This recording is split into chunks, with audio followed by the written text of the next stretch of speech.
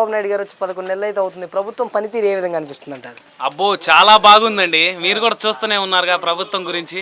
చాలా చాలా బాగుంది. ఒడ్లు 1800 అమ్మినాయి, మిరగాలేమో 22,000 అమ్మినాయి. నిన్ననే డబ్బులు పడితే బ్యాంకుకి వెళ్ళి నేను తెచ్చుకున్నానండి.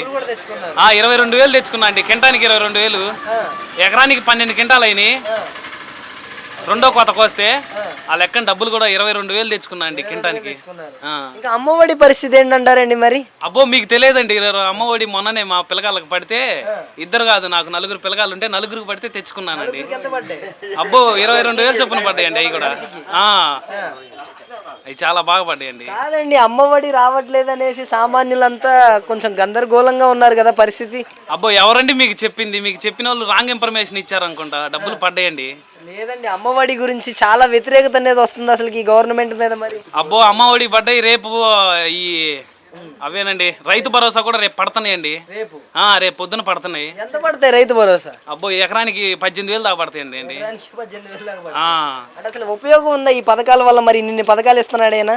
ఏందండి, జగన్ కన్నా ఎక్కువ ఇస్తుంటే మీరు ఇంకా ఉపయోగం లేదంటారు ఏంటండి? ఉపయోగం బ్రహ్మాండంగా ఉందండి. కాదండి, మరి పథకాలు ఇచ్చి సోమరిపోతనానికి గురి చేస్తున్నాడా ఈ పథకాలు ఇవ్వడం వల్ల? లేదండి, జనాన్ని ఇంకా బాగు పెడుతున్నాడు బాబు గారు. అన్ని పథకాలు అందుతున్నాయి. అన్ని పథకాలు అందుతున్నాయి. 18 సంవత్సరాలు నిండితే చాలు ప్రతి మహిళకు 1,500 అన్నారు. దాని సంగతి ఏమైంది? అబ్బో మా ఆడవాళ్ళకి కూడా వచ్చినాయండి అవి కూడా డబ్బులు వచ్చాయి. గ్యాస్ సిలిండర్ల పరిస్థితి ఏంటి? అబ్బో నిన్ననేనండి గ్యాస్ అయిపోతే మమ్మంటే ఫోన్ చేయగానే వచ్చిందండి. వచ్చేసేయండి గ్యాస్ సిలిండర్. ఉచిత బస్సు సంగతి ఏంటంటారు? అబ్బో ఇంకా మీరు అన్నీ అడుగుతుంటే నేను చెప్పలేనండి. నేను మా ఆడవాళ్ళు కొడితే నేను ఫ్రీ బస్సే కానీ అలిగిపోయిందండి. ఛార్జీలు కూడా డబ్బులు ఇవ్వలేదు నేను. చెప్పండి, ఇప్పుడు నిజంగా చెప్పండి, ప్రభుత్వం ఎలా ఉంది? 11 నెలల పరిపాలన తీరు ఏ విధంగా ఉందంటారు షబ్బీర్ గారు? వాస్తవంగా చెప్పండి, వాస్తవంలోకి రండి.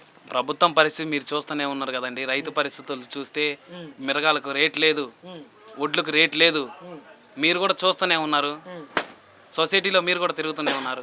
దాన్ని బట్టి మీరే ఇంకా అర్థం చేసుకోవాలి ప్రభుత్వం ఎలా ఉందనేది. ఇంకా అమ్మఒడి సంగతి ఏంటంటారండి? మరి అమ్మఒడి పథకం అనేది ఉపయోగకరమేనంటారా సామాన్యులకి? దీనివల్ల ఉపయోగం ఉందంటారా? అమ్మఒడి చాలా బాగుందండి.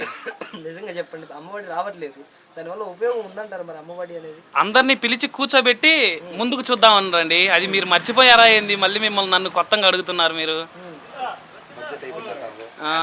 మరి ఏదైనా కానీ ఎలా ఉండబోతుంది అంటారు? మరి ఇప్పుడు ఏమైనా చెప్పిన పథకాలు ఏమి చేయలేదు, మరి ప్రజల్లో వ్యతిరేకత అనేది మొదలవుతుంది అనుకోవచ్చా? చేయలేదనేది పిచ్చి పరపండి. అన్ని పథకాలు చేసిండండి బాబు గారు. ఈ సంవత్సరానికి అంతవరకు అయిపోయిందండి. నెక్స్ట్ చేస్తాడండి, మళ్ళీ నెక్స్ట్ ఇయర్ మళ్ళీ చేస్తాడు. ఇబ్బంది ఏం లేదు.